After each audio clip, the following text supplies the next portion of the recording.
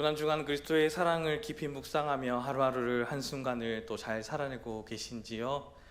오늘은 베드로전서 1장 1절부터 2절까지의 말씀을 가지고 나그네의 소망과 거룩이라는 제목으로 함께 하나님의 말씀을 나누고자 합니다. 하나님은 여러분을 사랑하십니다. 믿으십니까?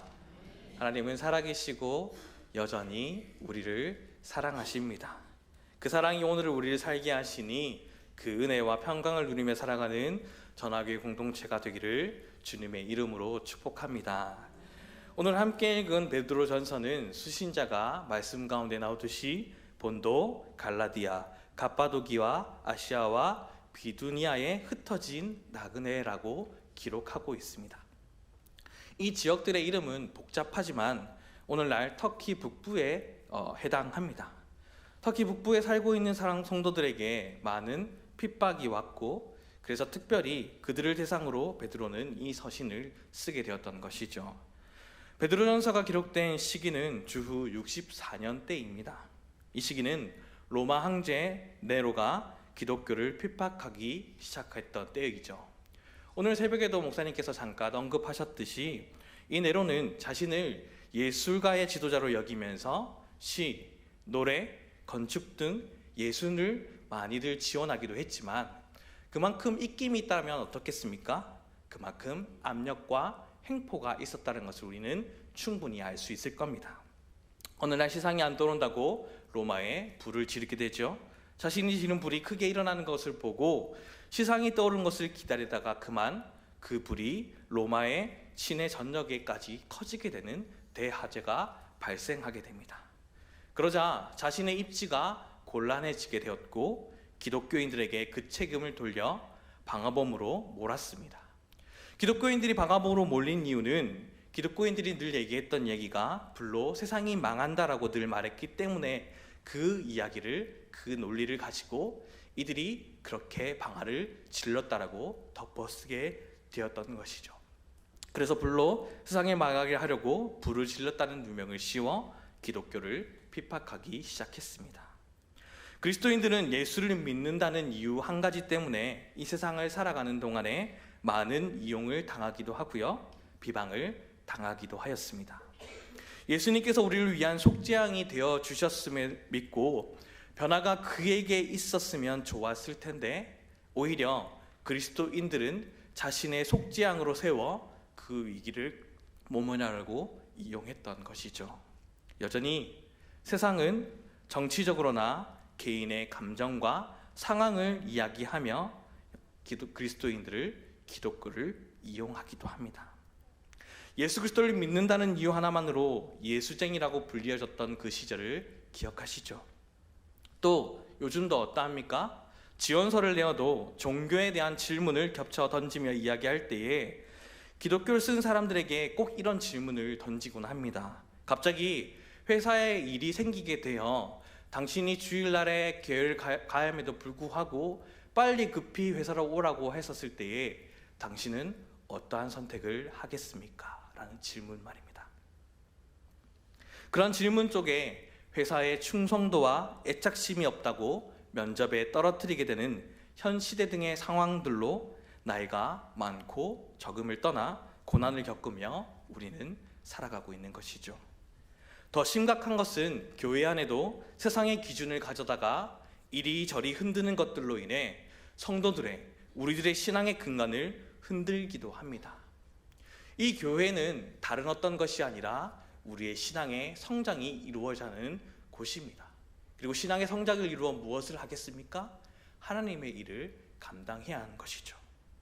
그런데 받으려고만 하고 유지하려고만 하는 관리 감독의 모습이 현재의 세상 것을 들여와서 교회는 이렇게 해야지, 교회는 저렇게 해야지, 숱한 이야기들로 여전히 평준화, 유지하려고만 하는 그런 모습들로 그 복음을 희석시키고 그 역할을 수행하지 못하게 변질시켜버리고 있지 않습니까?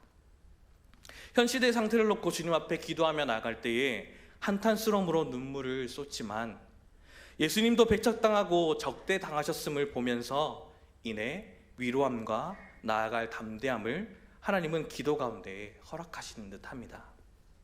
이런 핍박과 고난 상황 속에서 성도들은 어떻게 살아가는가에 대한 질문에 대해 오늘 베드로는 답하고 있는 것이죠. 그리스도를 백적하고 적대하는 세상에 오셔서도 소망과 거룩을 유지하며 하나님의 주권적인 뜻에 순종하며 사신 예수 그리스도의 모범적인 삶을 따라 살아가라고. 베드로는 인생을 나그네라고 표현합니다. 나그네로 세상을 살아갈 때에 당연히 고난이 오게 되죠. 왜냐하면 이 세상은 나그네에게 호의적이지 않기 때문입니다. 그런 나그네가 세상을 필요할 때에 필요한 것이 있는데 하나가 소망이요, 하나는 거룩함입니다. 나그네는 고난을 당해도 소망을 잃지 않고 거룩하게 살아가야 된다는 것을 말하고 있는 겁니다. 말씀에 비추어 우리의 모습을 돌이켜보고 또 현재를 살아가는 우리도 역시 나그네입니다. 오늘 베드로전서의 비유에 따라 다시금 이것을 표현하면 우리는 지금 타국, 외국에 살고 있고 또 그것도 흩어져 살아가고 있는 인생이라 말할 수 있겠죠. 흩어진 나그네를 헬라어로 우리가 알고 있듯이 디아스포라라고 합니다. 원래는 팔레스타인 땅 밖에 흩어져 사는 유대인을 말하는 단어로 사용하였지만 성경에서 디아스포라라는 유대인 성도뿐만 아니라 이방인 성도 모두를 포함하는 단어로 우리는 확인할 수 있는 것이죠. 그러니 나그네라고 하는 것은 세상 속에 살아가고 있는 흩어져 사는 모든 성도들을 가리키고 있습니다. 그런데 나그네의 모습은 어떤 모습이 가장 먼저 떠오릅니까? 그 땅에 거주하는 정착의 사람이 아니라 그곳에서 이방인이자 외국인이라는 생각이 가장 먼저 떠오를 겁니다. 우리는 이 세상에 외국인으로 살고 있습니다. 예수님도 그래서 이렇게 기도하셨어요. 내가 세상에 속하지 아니함 같이 저희도 세상에 속하지 아니하였다라고 말입니다. 외국인들은 그곳에 살고 있는 거주하는 사람들과 삶의 방식이 전혀 다른 사람들입니다. 외국인들이 우리나라에 오면 자신의 나라와 우리나라의 삶의 방식이 다른 것에 대해 깜짝 놀라는 경우가 참 많이 있죠. 그래도 요즘에는 K문화다 뭐다 해서 우리나라의 문화를 긍정적으로 접하는 부분이 많이 있지만 이제는 어땠습니까? 뚝배기나 큰 그릇에 찌개를 먹을 때에 서로 다른 각자의 침이 섞이는 그러한 식문화에 기겁을 합니다. 왜냐하면 살아가는 방식, 문화가 다르기 때문입니다. 이처럼 사람들은 우리들을 볼 때에 그래서 이상하게 생각해야 하는 것이죠. 왜냐하면 살아가는 방식이 전혀 다른 이방인 나그네이기 때문입니다.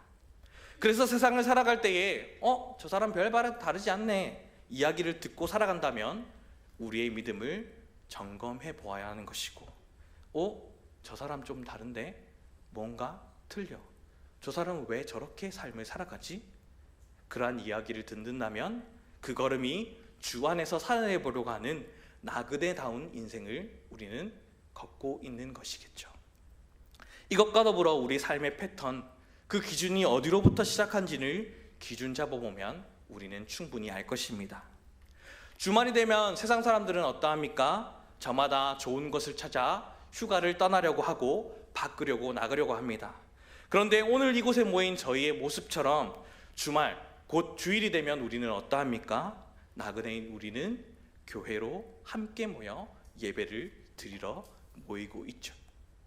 교회 와서 말씀을 듣고 예배하러 오는 것이 우리의 문화이자 삶의 방식입니다. 그리고 더 나아가 우리 삶의 방식은 세상 속에 살다가 교회에 오는 것이 아니라 하루를 말씀과 기도로 시작하며 살아가듯 한 주의 시작을 주일, 즉 교회로부터 출발하여 세상에 나아가 살아간다는 사실을 늘 우리는 잊지 말아야 한다는 사실입니다. 그것이 세상 나그네로 살아가는 우리들의 중심입니다. 그런 중심을 가져야 하는 것은 이 세상을 잠시 살아가는 나그네의 고향은 우리는 이 세상이 고향이 아니라 저 하늘나라이기 때문이죠. 그 순례의 길을 걷는 우리는 고난 가운데의 이 소망을 품고 살아가야 함이 오늘 우리들에게 주시는 첫 번째 하나님의 메시지입니다. 봄이 오고 있으니 여행 가고 싶죠? 꽃여행 가고 싶으실 겁니다. 예나 지금이나 여행을 다닌다는 것은 참 흥미롭고 재미있는 일이 될 겁니다. 하지만 그 여행이 길어지고 또 길어지면 어떠합니까? 가장 먼저 생각하는 것이 집 생각이라죠. 돌아갈 곳이 있으니 조금만 참아보자. 얼마 남지 않았어. 지금은 좀 힘들지만 집에 가서 두 다리 쭉 뻗고 하루 종일 잠자야지. 어려움이 다가왔을 때에 집이 가장 큰 위로가 됩니다. 이 세상을 나그네로 살아가는 자에게 돌아갈 곳이 있다면 고난이 있을지라도 참 위로와 평안을 가지고 힘을 다해 그 여정의 길을 잘 마쳐낼 수 있을 겁니다. 그곳은 하늘나라, 그리고 하나님의 임재를 경험하고 있는 진정한 예배가 있는 곳이 되겠죠. 그러니 불확실한 세상 속에 우리는 소망을 두지 말기를 바랍니다. 우리의 소망은 어디입니까? 순례의 길로 고난의 길을 걷고 있지라도 하늘나라, 하나님과 함께 거하는 그곳을 산 소망을 품고 살아갈 수 있기를 소망합니다. 오늘 본문 1장 3절의 말씀처럼 우리를 거듭나게 하사 산 소망이 있게 해주시는 그 말씀과 같이 깊어져가는 사순절, 특별히 고난주간 예수 그 이름의 능력을 깊이 묵상하는 가운데에 다시금 하나님과의 영원한 교제와 만남이 있는 참 생명이 있는 소망을 품고 살아가는 저와 여러분이 되셔서 나그네의 길, 참 생명과 소망이 되시는 예수 그리스도와 함께 확실한 소망을 품은 자로 살아가는 저와 여러분이 될 수 있기를 간절히 소망합니다. 그 확실한 소망은 오늘 말씀에 분명히 말씀하십니다. 오늘 본문 2절의 말씀을 다시 한 번 더 읽어볼까요? 오늘 베드로전서 1장 2절의 말씀을 다시 한 번 더 한 목소리 읽겠습니다. 시작. 하나님 아버지의 미리 하심을 따라 성령의 거룩하게 하심으로 순종함과 예수 그리스도의 핏부림을 얻기 위하여 택하심을 입은 자들에게 편지하노니 은혜와 평강이 너희에게 더욱 많을지어다. 아멘. 하나님의 미리 하심으로 말미암아 십자가의 사랑으로 죄 사함을 주셨고 성령님이 우리를 거룩하게 하시니 우리는 이 확실한 말씀을 붙잡고 기도하며 삶을 살아간다고 한다면 분명 소망을 품고 살아가는 참 순례자의 길을 걷는 저와 여러분이 될 수 있는 겁니다. 여기에 우리에게 말씀하시는 두 번째 메시지가 있는 겁니다. 세상의 소망을 살아가는 자와 예배하는 우리가 다를 수 있는 것은 우리의 의와 우리의 힘과 능력이나 우리의 위치가 결코 정해주는 것이 아닙니다. 그것은 무엇입니까? 전적인 하나님의 은혜입니다. 에베소서 2장 8절부터 9절의 말씀을 함께 읽어보도록 하겠습니다. 함께 읽겠습니다. 시작. 너희가 그 은혜로 인하여 믿음으로 말미암아 구원을 얻었나니 이것이 너희에게서 난 것이 아니요 하나님의 선물이라. 행위에서 난 것이 아니니 이는 누구든지 자랑치 못하게 함이니라. 아멘. 교회는, 하나님의 사람은, 예배하는 우리는 택하심의 은혜를 우리가 받았기 때문입니다. 그리고 그렇게 먼저 택함을 받은 것은 달리 이것으로 자기를 자랑하는 것이 아닙니다. 내가 이만큼 한 것, 절대 내가 자랑할 것은 전혀 없습니다. 우리가 자랑할 것은 무엇입니까? 예수님처럼 그 길을 걸어가 살아가는 자라가 되는 하나님의 우리를 향한 목적이 분명히 있기 때문에 예수 그 이름만이 우리는 자랑할 뿐입니다. 믿으십니까? 그러한 고백을 품고 살아가는 저와 여러분이 될 수 있길 소망합니다. 그렇게 목적대로 살아가는 자, 나그네인 우리가 삶을 살아갈 때에 거룩함을, 인생을 품고 살아가야만 하고 반드시 그 길을 걸어간 자는 거룩한 자가 되어야 하는 것이죠. 1장 17절의 말씀처럼 너희가 나그네로 있을 때를 두려움으로 지나가는 것은 죄에 빠지지 않도록 두려움으로 지내라는 말씀입니다. 이 말은 곧 하나님께서 예수 그리스도의 이름으로 구원을 허락하신 그때에 죄인에서 의인으로 우리의 위치를 바꾸어 주시는 것뿐만 아니라 세상에서 구별되이 거룩함을 이루어가는 성화의 삶을 살아가라는 것을 동시에 말씀하시고 있는 겁니다. 그러니 이 말씀을 나의 말씀으로 받는 내가 다시금 세상 속으로 나아가며 살아갈 때에 하나님의 전적인 은혜를 늘 기억하여 구별되이 삶의 자리에서 삶을 살아가야 된다는 것이죠. 우리가 이뤄낸 것들을 자랑하는 것이 아닌 예수 그 이름의 능력을 자랑하는 삶, 그것이 우리의 간증이자 찬양인 겁니다. 특별히 사순절을 보내며 우리 스스로가 생각하는 즐거움을 줄여서라도 십자가의 은혜를 더 깊이 묵상함으로 우리의 신앙을 더 훈련시키고 단련시켜 죄에 빠져나가는 삶이 아니라 감사함으로 은혜의 길을 걸어가는 저와 여러분의 삶을 살아갈 때에 하나님께서 우리에게 택하심을 은혜를 받은 그 목적대로 살아가는 것이자 그것이 하나님 나라를 소망하는 저와 여러분의 참 나그네 인생이 된다라는 겁니다. 말씀을 정리합니다. 사랑하는 성도 여러분, 우리는 지금 여행하는 나그네이기 때문에 이 세상을 살아갈 때에 때론 고난과 어려움이 있는 것은 정상적인 일입니다. 삶의 형편을, 지금의 나의 몸 상태를 걱정하고 두려워하는 것이 아니라 우리에게 있어야 할 이름인 예수가 없는 것에 두려워하십시오.